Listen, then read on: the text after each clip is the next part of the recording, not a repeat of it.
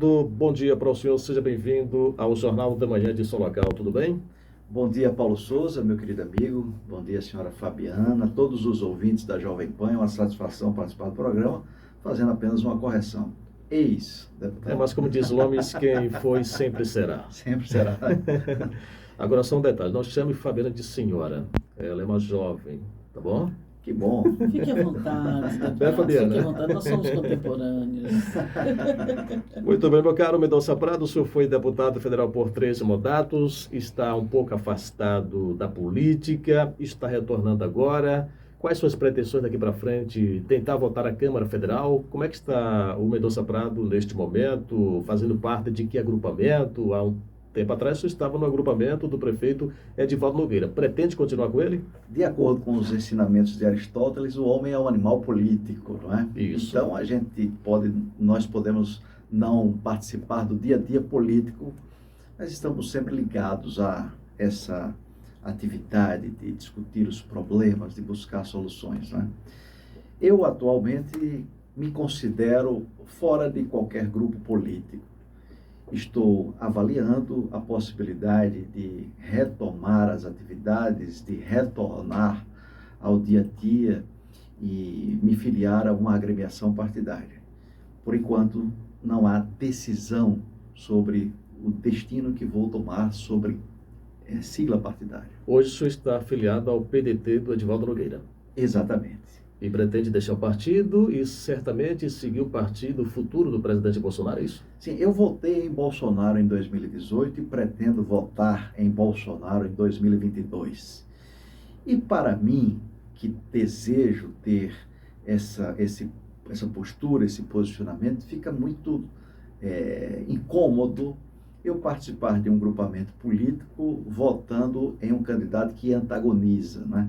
Então, eu acho que é mais coerente, ou é totalmente coerente, fazer a opção por uma agremiação partidária que esteja no mesmo grupo político do presidente Bolsonaro. O presidente Bolsonaro, segundo as pesquisas, tem tido uma reprovação por parte da maioria da população brasileira, segundo essas pesquisas de opinião pública. A gente observa aí que muita reclamação com relação aos constantes aumentos dos combustíveis, gás de cozinha e etc, etc. O que faz o senhor manter o voto, o apoio ao presidente Bolsonaro diante dessa queda de sua popularidade? E, por exemplo, o senhor não acredita numa terceira via? Aprendi na literatura política que o gestor público que atua observando números de pesquisas está fadado ao fracasso. O presidente Jair Bolsonaro enfrenta as consequências de uma pandemia. Não é nada comum, é algo que acontece raramente no planeta. A pandemia trouxe, logicamente, efeitos danosos à economia e a outros setores. Então, nada que se diz do presidente, a origem são as suas ações. Você tem uma crise que provoca aumento de energia, chamada crise energética. Se dá em função dos baixos níveis de água nos mananciais, que são a origem da produção energética em boa parte do território nacional. Você poderia até falar de São Pedro, menos de Bolsonaro. Você tem questões relacionadas ao petróleo e os efeitos dos seus derivados e dos preços do petróleo. Alguém pode até dizer, a política da Petrobras está equivocada. Ora, a presidente Dilma Rousseff, ela alterou a política de preços da Petrobras. O que foi que aconteceu? Quebrou a Petrobras e nós estamos sofrendo ainda as consequências da quebradeira da estatal, que precisa repor os seus investimentos para recuperar a sua condição de grande empresa internacional, que sempre foi. Para tanto, essas consequências recaem lastimavelmente sobre a sociedade brasileira. Você tem o problema da pandemia, ou melhor, das geadas que afetam o agronegócio. Reduz a produção de alimentos. Você tem a falta de estoques de alimento em outros países. Isso aumenta a exportação de grãos. Em função disso, você tem uma diminuição dos estoques na economia nacional, reduzindo o produto à disposição do consumidor, gera inflação. Isso está acontecendo no mundo inteiro. No Brasil, especificamente, os alimentos, em função de ser o país hoje um dos maiores produtores de alimentos do planeta. Então, nada disso tem a ver com as ações do presidente. Ele tem sido vítima. Aliás, ele foi até corajoso anteriormente quando dizia que nós precisávamos tratar das questões de saúde concomitantemente com a economia, mas ninguém ouviu e ninguém quis fazer. E no período pandêmico mais agudo, nós tivemos um presidente da República que transferiu recursos em abundância para estados e municípios. E você veja, nós temos situações que estão passando ao largo das discussões. Estados que estavam quebrados, com folhas de pagamento em atraso. Depois de todo esse processo, apesar das consequências danosas da pandemia, alguns até conseguiram colocar a folha de pagamento em dias e fazer algum investimento. Coincidência ou não, foi exatamente no período em que o governo federal destinou um volume de recursos extraordinários para estados e municípios. Por essa razão, eu não vejo motivo para me distanciar das teses que são empunhadas, ou pelas bandeiras que são empunhadas pelo presidente Bolsonaro. Muito pelo contrário. Quando nós acreditamos, nós temos que permanecer ao lado, estando aquele político em uma situação privilegiada ou no momento de desgaste. Quem age de forma distinta, age por oportunismo. Ora, só vou estar com alguém se ele estiver bem posicionado. Não. Ele pode estar até numa situação difícil em razão dos fatos que eu acabei de mencionar, mas estaremos aqui e outros ali exatamente para dialogar, para tentar convencer a sociedade e mostrar os dados reais e não os dados distorcidos que muitas vezes são esposados por aqueles que querem o desgaste, que querem atingir o presidente da República.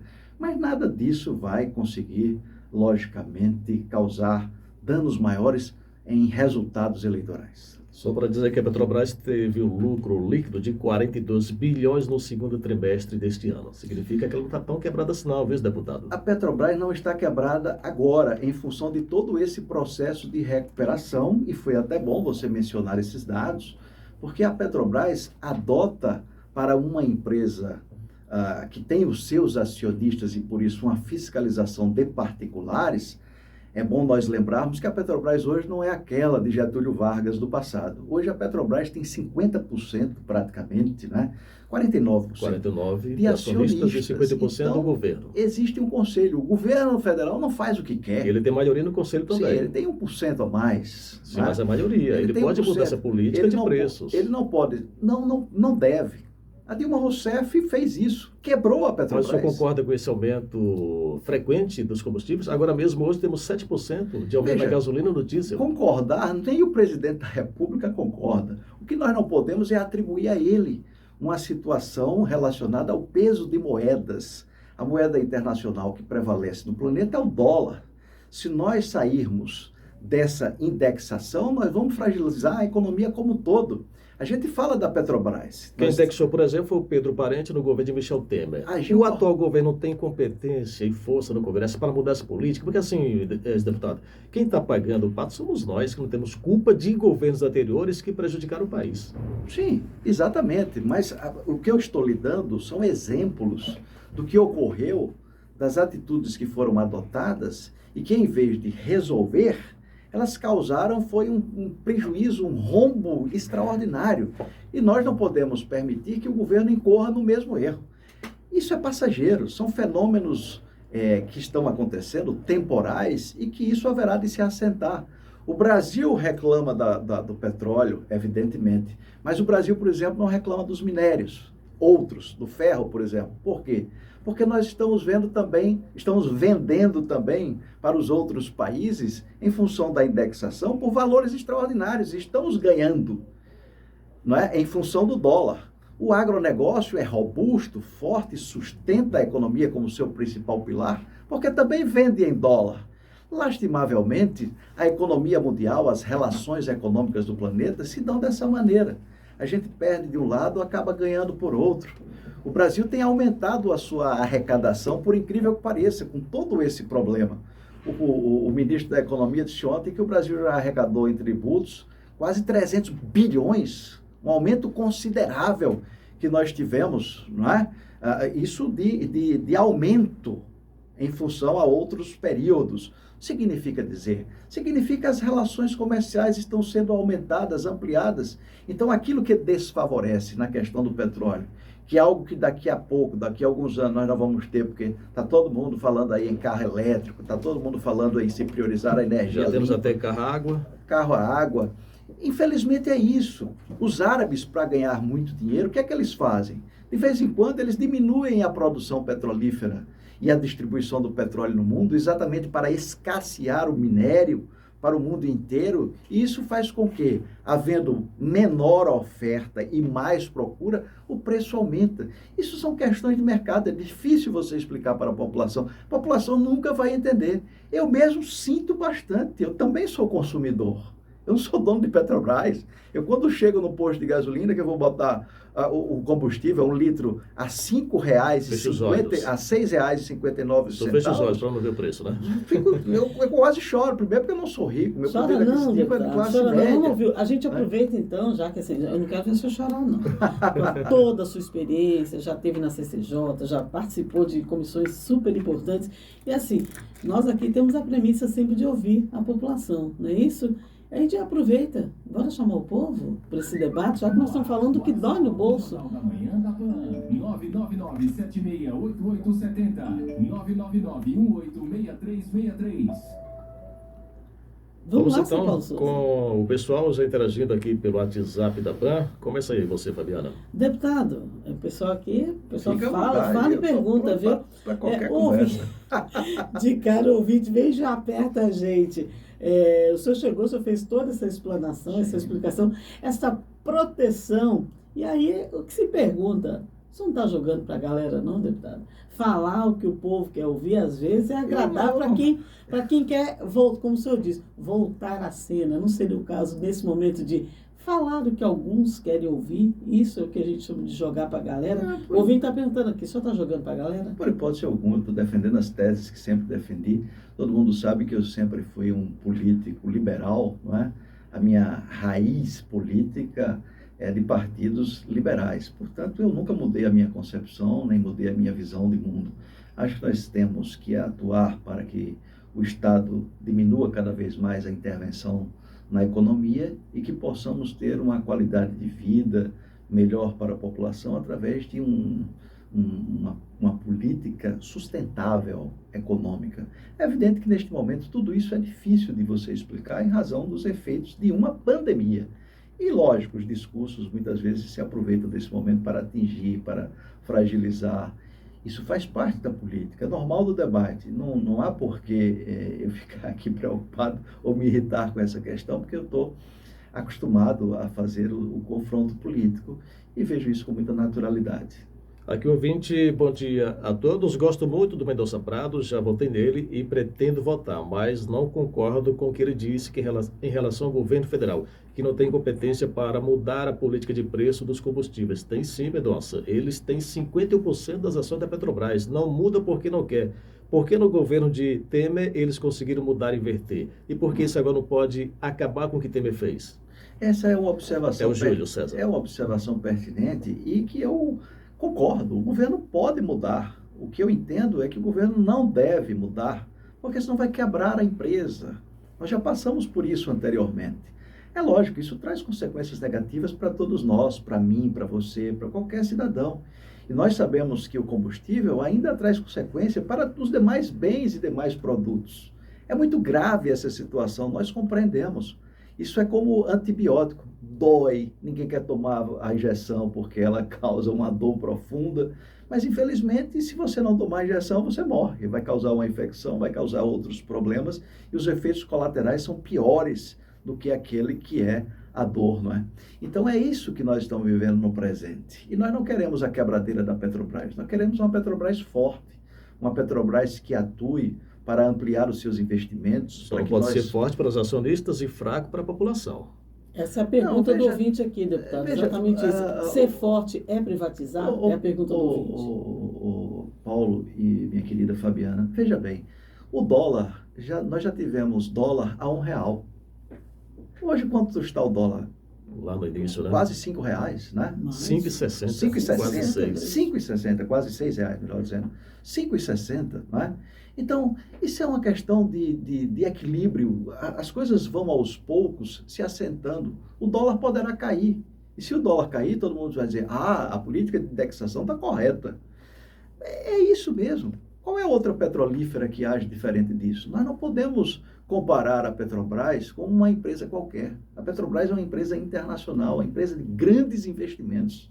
A Petrobras mantém navios, plataformas, uma estrutura excepcional de pesquisa, de trabalhadores bem remunerados e que dão as suas vidas atuando em alto mar, em águas profundas e assim sucessivamente. Não é uma empresa qualquer. O senhor concorda com a privatização dela? A pergunta do ouvinte é exatamente essa. A quem interessa a privatização? Veja, É isso? eu não tenho uma ideia formada sobre a questão da privatização, até porque, no meu modo de pensar, a Petrobras, eu vou usar uma expressão nova, um neologismo aqui, no meu modo de ver, a Petrobras hoje é uma empresa semi-privatizada, na medida em que ela tem verdade. 51% do capital público, não é? E 49% do capital privado.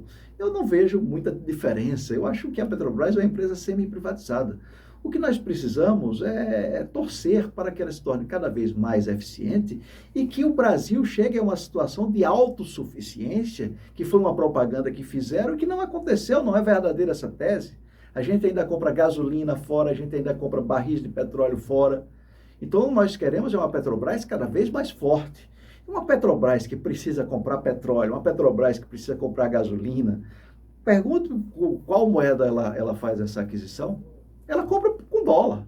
E aí ela vai fazer uma política contrária. Imagine você tem um comércio, que você compra tudo utilizando o dólar. Você vai comprar lá fora, você compra com dólar. Você vai vender aqui sem avaliar o valor do dólar? Então é preciso. Mas a gente não recebe em dólar, recebemos em real. Olha, sim, nós recebemos em real. Mas a política externa não é em real. Não é em real. Nós torcemos para ter um mundo globalizado, um comércio globalizado. Você recebe em real, mas se você pegar o seu telefone, é um Samsung ou Apple. Ou ele é da Coreia ou ele é dos Estados Unidos. Você quer ter acesso aos bens de outros países. Isso é natural. Como nós queremos, eles também querem ter. Mas ninguém compra nós por real ou vende por real. Compra por dólar. O nosso comentarista Lomes Nascimento quer interagir com você. Pois não, Lomes. Bom, eu gostaria de comentar que alguma coisa está equivocada. A Petrobras hoje só serve para os seus acionistas 49%. É quem está ganhando bilhões no faturamento. A Petrobras tem privatizado as suas refinarias, a exemplo da Bahia e tantas outras. O refino da gasolina está indo para o exterior. O nosso questionamento, meu caro Mendonça Prado, é que a Petrobras não tem vantagem nenhuma para o povo brasileiro. Qual a vantagem que tem? Nem zero. Só aumentando o valor da gasolina e enriquecendo os seus acionistas. Não tem mais, meu caro Mendonça Prado, aqueles empregos que Sergipe tinha, acabaram todos. Não só Sergipe, na Bahia, acabaram todos. A Petrobras está praticamente privatizada na mão de 49% e de mais acionistas estrangeiros, e o governo brasileiro com 51%, dizendo que está maravilha para fazer caixa. Então, como é que pode um governo rico e um povo pobre? Isso é filosofia comunista. Povo rico e governo pobre, não. Mas governo rico e povo pobre, inflação dizimando tudo. Feijão, farinha, arroz nas alturas. Petrobras hoje, meu caro Mendonça Prado, não serve mais para os brasileiros. É um meio de ganhar dinheiro e mandar dinheiro para os seus acionistas. E o senhor acha que está muito boa, está uma maravilha a Petrobras funcionando desta forma? Bom, o senhor pode ter as suas razões e suas convicções. Mas continua aí com o Zap, para eu ver também a opinião dos nossos ouvintes, para não prevalecer nem a minha, nem do nosso amigo Mendonça. Vamos ouvir o nosso ouvinte. Aqui o ouvinte fala o seguinte, é o Juarez, bom dia a todos, do Jornal da Manhã. Eu concordo em parte com o Mendonça Prado, mas é bom lembrar, Mendonça, que a gasolina nunca teve tão alta como agora, em nenhum governo anterior, absolutamente nenhum. Tem os cálculos aqui em mãos, diz aqui o Juarez. Outro ouvinte, parabéns ao deputado Mendonça Prado por manter a coerência. Ele diz que votará novamente em Bolsonaro, mesmo sabendo da popularidade dele em baixa. Admiro pessoas que têm esse tipo firme. Parabéns, diz aqui esse ouvinte que não se identifica. Pois não, Fabiana? O ouvinte está dizendo aqui, é o João, do Dom Pedro. O monopólio do petróleo foi quebrado no governo de Fernando Henrique. O último leilão dos blocos de petróleo do Brasil, nenhuma estrangeira se interessou. Cadê as privadas para vender o combustível mais barato? Explorar petróleo é investimento de risco. Mesmo assim, a Petrobras faz isso com eficiência. O Adailto de São Cristóvão, uma empresa petrolífera que chegou a produzir 130 bilhões em diesel. Como pode? Diz ele aqui. Outro ouvinte, a Petrobras foi criada para o povo, hoje é só para acionistas. Mendonça está totalmente errado e não tem meu voto, diz esse ouvinte aqui que não se identifica. Já o outro aqui fala o seguinte, já é o oposto desse ouvinte. Bom dia a todos, parabéns Mendonça, você é muito coerente, amigo. Independentemente de você votar ou não em Bolsonaro, vote em você pelo apoio que você deu aos militares quando deputado federal. Pois não, Fabiana? O ouvinte está aqui falando, tá bom para a Petrobras, porque as ações só com esses anúncios subiram 6% de ontem para hoje. Bom dia, Paulo e deputado Mendonça Prado, concordo plenamente com você, pode ter certeza do meu voto como sempre, é o Galego do Arrocha, vai colocar o Mendonça para arrochar. Esse aqui fala o seguinte, ó, esse ouvinte aqui não se identifica, ele fala, esse Mendonça é uma vaselina.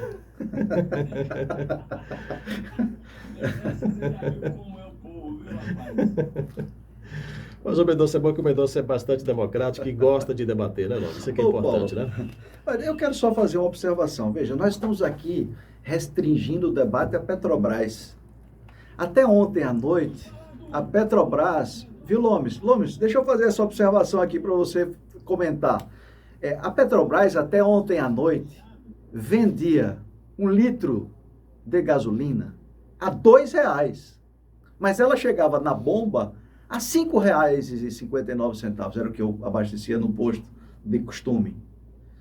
Ninguém fala o valor que sai da refinaria, que a lei brasileira, e aí está o Congresso, obriga que você inclua no litro do combustível uma quantidade de etanol para manter a produção da cana-de-açúcar, o que favorece, logicamente, a gente está falando do favorecimento da Petrobras, mas o que favorece aos grandes usineiros, é bom para o meio ambiente. Todo mundo fala em meio ambiente, que é energia limpa, que tem que estimular, que tem que incentivar a cana.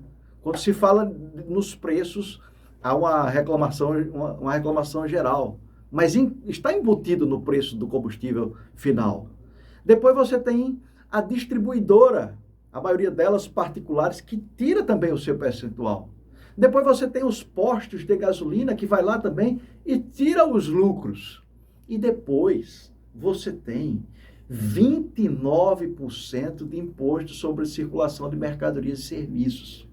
Veja quanto aumentou, por exemplo, a arrecadação do nosso Estado.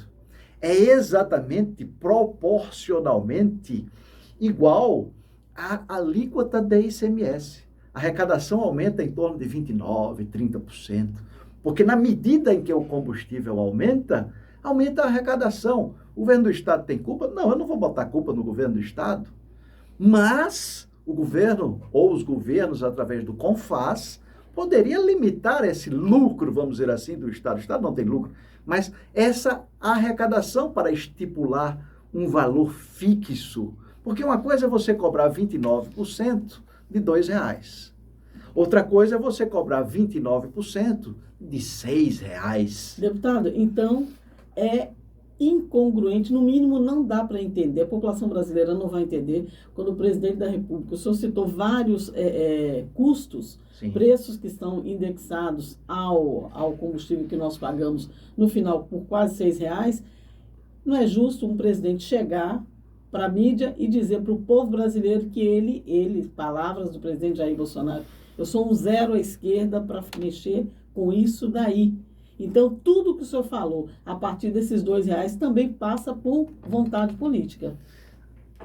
Não vejo dessa maneira, porque o que acontece é o seguinte: nós estamos no Estado democrático de direito. Nós estamos numa economia de livre mercado. O presidente não pode chegar para o dono do posto de gasolina e dizer seu lucro vai ser X. Ele não pode dizer, como não pode dizer o dono da padaria, como não pode dizer o dono de um outro comércio qualquer. Infelizmente, o que se discute é o preço final e se atribui ao governo federal. Mas não é verdade. E a gente precisa dialogar com a população, fazer esse debate para que haja compreensão e que haja, logicamente, a crítica construtiva, mas sabendo como se constrói esse preço. Não é só o preço da Petrobras. Até ontem, a gasolina na Petrobras custava R$ 2. Mas na bomba, a gasolina custava R$ 5,59. Tudo Ou era passou, 6, tributo, agora eu doutor. fiz uma confusão.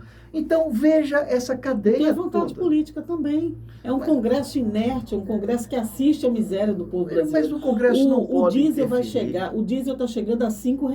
Os caminhoneiros dizem que vão parar no dia 1º de novembro. Sim. Imagine, o diesel chegando a R$ 5, a que preço vai chegar a comida na mesa do povo brasileiro? Nós estamos com 15 milhões de desempregados. Infelizmente, é um problema que nós estamos atravessando. Então é vontade o que eu política. quero dizer... Mas não qual é a solução vontade para política. isso, deputado? Qual a solução para isso? Porque assim, como está é que não pode continuar. A população já não suporta mais. Quando Veja, você aumenta os o que é que o combustíveis, governo você aumenta na alimentação, porque tudo depende do transporte, e o transporte depende do combustível. Até quando a população vai continuar sofrendo assim? Qual a solução na sua O opinião? governo não vai poder definir, mesmo que ele queira, ele não vai poder definir o lucro do posto da esquina. Ele não vai poder. Ele não vai poder definir o lucro da distribuidora. Ele não vai poder.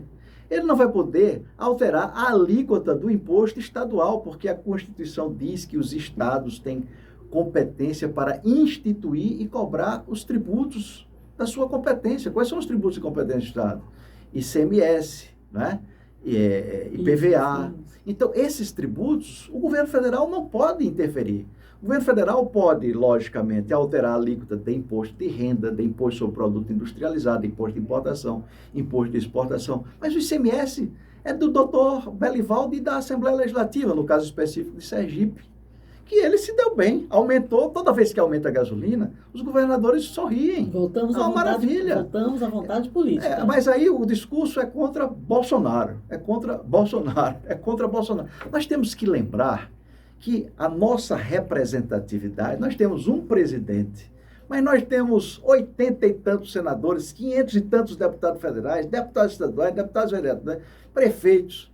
Veja isso aqui, por exemplo, eu sempre falo da vacina, eu só vejo prefeito na televisão, porque hoje nós vamos vacinar os meninos de 15 anos, ninguém fala de Bolsonaro.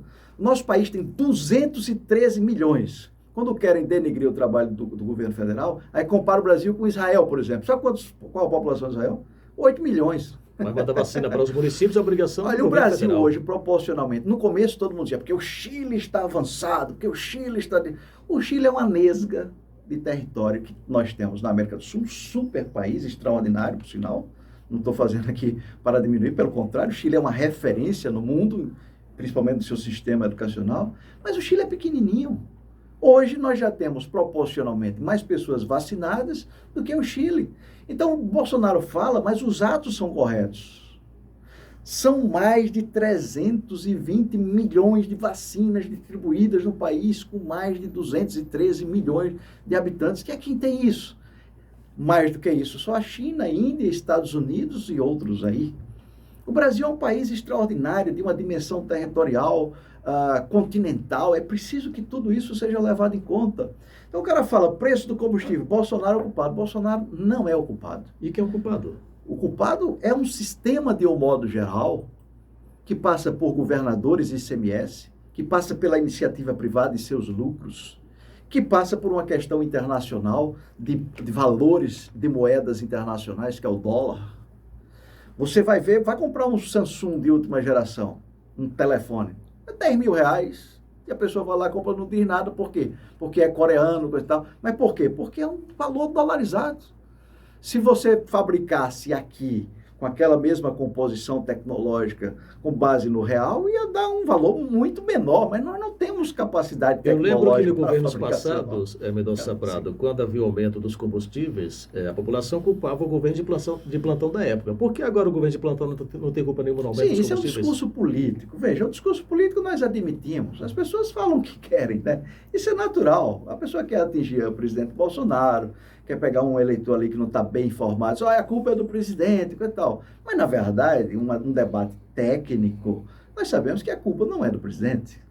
A culpa não é do Já presidente. trouxemos Como, por economistas exemplo, aqui independentes que disseram que ele tem culpa sim. Como é o ICMS? O Vamos ICMS tirar a você culpa, tem... deputado. Aliás, amanhã teremos aí um economista que vai dizer se é culpa do presidente ou da população. Vamos atribuir a Depende do perfil responsabilidade. ideológico do economista. Ele é direitista, inclusive. Então, tiramos a culpa, atribuímos a responsabilidade a governantes, tanto este quanto os anteriores. Senão, Olha, a gente não precisa de governantes, você não pode fazer eu nada. vou ser muito sincero. Nós estamos num momento crítico de pandemia, os efeitos são nefastos para todos nós. Nós sempre vamos procurar alguém para colocar a culpa, mas eu não vou atribuir culpa a ninguém. É como a história das 600 mil mortes, tem gente que atribui a Bolsonaro. Ninguém quer nem dividir com os 27 governadores e com os prefeitos. 600 mil é um genocida. Poxa, isso é discurso político. Você vai debater sobre essa questão de discurso político? Não, eu acho que nós temos que debater agora é como nós vamos aperfeiçoar o nosso sistema de saúde, é como nós vamos aprimorar o nosso sistema de saúde, é aquilo que nós conversávamos aqui E há por que pouco. o presidente não começou a fazer esse debate lá do início? Preferiu criar instabilidade, brigar com os poderes, brigar com o Supremo, com o Congresso, ameaçar fechamento de instituições democráticas. Por que ele não começou a discutir isso lá no início, somente agora no final da gestão que vai discutir? Eu acho que o presidente não só agiu, como ele propiciou a todos os gestores do Brasil as condições para enfrentar a pandemia. Quanto foi que Sergipe recebeu de dinheiro da pandemia? Milhões de reais. Quanto foi que os municípios sergipanos receberam? Também milhões. Faltou vacina? Não faltou. Então, assim, todo mundo fala, critica, porque, Bolsonaro... Esquece o discurso. Porque se você for observar o discurso, era triste você ver o discurso de Lula, que falava às vezes coisa com coisa. Mas ele tinha as qualidades dele, que ninguém pode negar. Lula fez coisas ruins e fez muita coisa boa. Dilma fez muita coisa ruim e fez muita coisa boa. Entretanto, Dilma, quando falava, era um desastre. Ela queria estocar vento, inventou que o mosquito, o gênero feminino, a mosquita, coisas assim. Então, se você for levar em consideração tudo que as pessoas falam, nós não elegemos alguém para ocupar a cadeira da Academia Brasileira de Letras. Nós elegemos alguém que tem uma postura de firmeza, contundente, um cara que foi preparado, inclusive, para a guerra, né? Um capitão do exército. Para a guerra, né? Foi. Para governar, não. Mas um político talhado no Congresso Nacional e que demonstra toda a capacidade e que tem humildade. Por exemplo, quando você fala em economia, o que é que ele diz? Eu tenho um técnico altamente qualificado porque todo mundo... Parte da imprensa... Fala que é Paulo Guedes. Ela está ganhando bem, viu? Lá fora com esse aumento do dólar. Nada escondido. O ruim era se nós colocássemos lá um cara que só tivesse tomando ferrada, tivesse falido, quebrado. A gente tem que apostar nas pessoas que têm competência, capacidade. Nós não podemos diminuir as pessoas vitoriosas. O senhor tocou no ponto fundamental, de fato, nada escondido. Mas esse de nada escondido, a transparência, a gente agradece a governos hoje tão combatidos. Senão nós não teríamos essa liberdade de saber aonde é que o dinheiro está indo. Então, essa transparência nós atribuímos a governos passados. Agora, quando ele deposita dinheiro lá fora e deixa de investir no Brasil, ele mesmo estaria desacreditando na política econômica dele, Mendonça? Veja, a prática de investimentos por parte dos empresários e de que tem muito dinheiro, essa prática de investir em mercados internacionais, em bolsa, investir em outros países, isso é uma prática comum no mundo inteiro, não é só no Brasil, no mundo inteiro. Se você chegar na elite econômica de São Paulo, do Rio de Janeiro, até em Sergipe, nós temos pessoas aqui, eu não vou estar mencionando nomes, nós temos diversos empresários sergipanos que aplicam seus recursos em bancos internacionais. Isso é normal, isso Paraísos é comum. fiscais? Isso é comum. Não é paraíso fiscal, é uma denominação que se dá para determinados países que não que sobre aqueles valores não incide uma alta tributação como ocorre no Brasil. É por isso que se chama paraíso fiscal. Paraíso fiscal, nessa denominação, não há nada de crime. O que há crime é quem manda dinheiro lá através de laranjas, é quem manda dinheiro para lá de uma forma no anonimato. Os recursos do Paulo Guedes e do presidente do Banco Central estão todos registrados no nosso Banco Central, na Receita Federal. Não há nenhum crime. Sim, claro, não tenho dúvida. Crime era aqueles investidores que nós tínhamos no passado, nas ginarras, que o dinheiro ia para lá, depois se descobria, uma conta fantasma, coisa. Quando vai descobrir, era de um laranja. Aí é crime. Pra gente porque já... cara, eu sou daquelas pessoas, veja bem, eu não tenho dinheiro, eu não sou um homem rico, todo mundo sabe que eu sou uma pessoa de vida modesta. Mas eu não sou daqueles que vejam uma pessoa rica e vou dizer, o cara é rico. Não, eu acho que quem é rico, bem-sucedido, que ganhou pelo trabalho, pela competência, deve ser valorizado. O cara ampliou as suas empresas, se fortaleceu economicamente. Parabéns, vai gerar emprego, vai pagar mais tributos e assim sucessivamente. A gente não pode dizer, porque o cara é rico. Quantas pessoas nós tivemos em outros governos, principalmente nesses ministérios de economia e planejamento, que investiam recursos fora do país? Inumeráveis ao longo da história.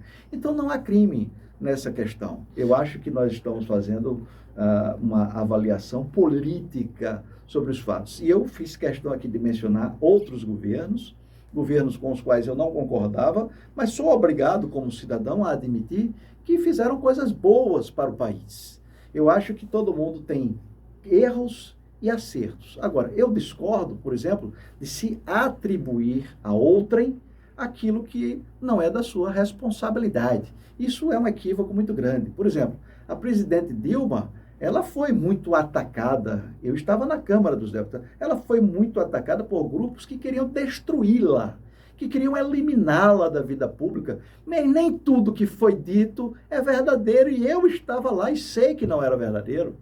E nunca compactuei com isso, com esse tipo de discurso falacioso, distorcido, demagogo, que desvirtua, que imputa crime a quem não comete, porque tem muito denunciante aí que é mau caráter, tem muito malandro na política, e tem gente que se aproveita da política para falar dos políticos, para depois ser político. Tem muito canalha que age dessa maneira, e que precisa ser confrontado, e que a gente precisa enfrentar, que é para o povo não ficar sendo enganado por um bando de vagabundos que fazem do discurso um meio de crescer, de se impulsionar na vida pública, fazendo o que dizia a música do Cazuza, inesquecível: a sua piscina está cheia de ratos, mas as suas ideias não correspondem aos fatos. Essa é que é a realidade que a gente precisa debater, discutir, para ter um país que pense corretamente política. Se o candidato está desgastado, mas você acredita, você tem que valorizar quem tem consciência política e quem tem coerência. Eu acho que é por aí. Perfeito. Aqui o Edson, governo federal sócio majoritário não pode fazer nada em relação aos aumentos, não consigo entender. O outro ouvinte aqui fala o seguinte: bom dia, Paulo, a Fabiana e o Lomes, parabéns aos jornalistas pelas perguntas contundentes ao entrevistado e parabéns ao entrevistado pelas respostas coerentes. Os dois estão de parabéns, entrevista maravilhosa. E tem muitas perguntas aqui, Mendonça, de ouvintes sobre aquela PEC dos militares. Eu aproveito e te faço essa pergunta. Você que foi deputado federal por 3 mandatos, que encabeçou essa luta em prol da PEC dos militares, que tinha por objetivo igualar o salário dos militares dos estados ao salário dos militares do Distrito Federal. Essa PEC foi defendida, inclusive, pelo próprio Bolsonaro quando deputado federal. Porém, presidente da República, a PEC não anda. Na sua opinião, o presidente não está tendo força no Congresso Nacional para colocar essa PEC para ser aprovada. Ele, deputado federal, tem um entendimento, agora que é governo, o entendimento é totalmente diferente. Ou, na sua opinião, é incompetência na hora de negociar com os congressistas para que essa PEC seja aprovada, já que também era uma bandeira do próprio ex-deputado federal, Jair Bolsonaro. Na sua opinião, ele pode ter, então, diante do que a gente percebe, com a PEC sem sair do lugar lá no Congresso, teria, então, digamos que, frustrado os militares, traído os militares? Ô Paulo, eu tenho algumas frustrações da atividade política, pouquíssimas, mas uma delas é que nós conseguimos levar a PEC, né, até o início da votação do segundo turno, mas não conseguimos votar. Aprovamos no primeiro turno, mas não conseguimos votar. Mas a PEC não falava só de piso. É importante que as pessoas saibam disso. A PEC falava sobre a criação, a instituição de um fundo constitucional para a segurança pública, que é muito importante para o nosso país. Você veja, o legislador constituinte, originário, ele na Constituição, ele inseriu lá o Fundeb, o Fundo de Desenvolvimento do Ensino Básico, recursos assegurados para a educação importantes. Eu ainda acho que é pouco, que precisamos robustecer esse fundo, que é o mais importante para qualquer sociedade no mundo. Fizeram lá, criaram um fundo para a saúde pública, para transferir recursos da União para os estados e municípios, para que houvesse uma municipalização. Mas quando chegou na segurança pública, esqueceram. E a segurança pública é um serviço muito caro. Você tem que pagar policial civil, policial militar, bombeiro, perícia, toda uma estrutura, unidades militares, equipamentos. E, infelizmente, nós não conseguimos isso.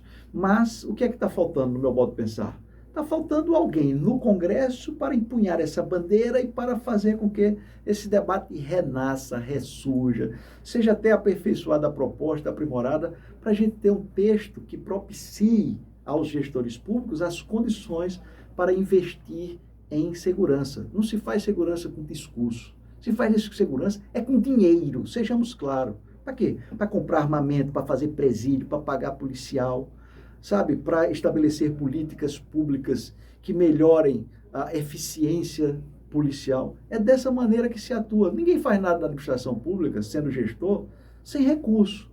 E a segurança pública não tem recurso. Os valores do Estado são insignificantes, não supre as necessidades da segurança. Precisa mais, nós não podemos ficar dependentes. Vou mandar um projeto para o governo federal avaliar, para o dinheiro sair daqui a 6 meses. Não, tem coisa que você precisa fazer agora, ontem, já. Quanto tempo nós passamos, por exemplo? Não está na segurança. Para mim estaria, deveria estar. Como eu lutei pela Polícia Penal, que hoje é uma realidade. Só falta agora os governadores pagarem à Polícia Penal os mesmos valores que paga a Polícia Civil. A Polícia Penal começou conosco, lá na Câmara dos Deputados. Uma vitória nossa. Né? Agentes penitenciários passaram a ser policiais penais. Graças a Deus. Mas o que nós queremos é uma polícia que ganhe bem mesmo. Mas o que nós queremos, principalmente, é que tenhamos índices de violência baixíssimos. E para isso, não é só salário. Tem muito mais. Tem a parte de tecnologia, tem a parte para você estabelecer dados estatísticos que direcionem, que otimizem o trabalho, a ação dos nossos trabalhadores de segurança pública. E nós precisamos, claro, de policiais bem remunerados para que eles estejam sempre motivados e se colocando à disposição da sociedade para defendê-la. Porque trabalhar como policial, e eu sempre enalteço isso, é um trabalho hercúleo, heróico, e é um trabalho que nós precisamos valorizar. Assim como temos o dever de valorizar o profissional que é mais importante que o jornalista, que é mais importante que o advogado, que são os professores. Isso. Então, esse compartilhamento de responsabilidades e investimentos em categorias e sistemas que são fundamentais para melhorar a vida de uma sociedade como um todo, nós precisamos fazer discursos favoráveis, mas nós precisamos criar políticas públicas, atos, ações concretas para que esses fatos ocorram. Então, nós conseguimos a Polícia Penal, mas, infelizmente, na hora do segundo turno da PEC, chamada PEC 300, nós não conseguimos. Mas quem sabe se um dia isso não vai reflorescer, não vai ressurgir, não vai renascer e vai ter alguém para empunhar essa bandeira e vencer essa luta. Muito bem. Meu caro Mendonça Prado, quero te agradecer por sua presença aqui no Jornal da Manhã, por essa entrevista muito esclarecedora. Parabéns pela sua performance e também pelo seu posicionamento, porque tem muita gente que quando percebe que aquele líder político está caindo, né, está descendo ladeira abaixo, ele abandona. Você não abandonou. Você votou no Bolsonaro e pretende votar na reeleição dele. Então, é a sua coerência, a gente reconhece. Há um ditado que diz que se o navio aparenta estar naufragando, em naufrágio, isso, os primeiros que pulam são os ratos, né? Muito obrigado pela oportunidade. Eu fico muito feliz de estar aqui com vocês. E se a entrevista foi boa, graças à competência do nosso Paulo Souza e da nossa querida Fabiana. Muito obrigado pela oportunidade. Um grande abraço e boa sorte, tá bom? Fabiana, forte abraço e até amanhã.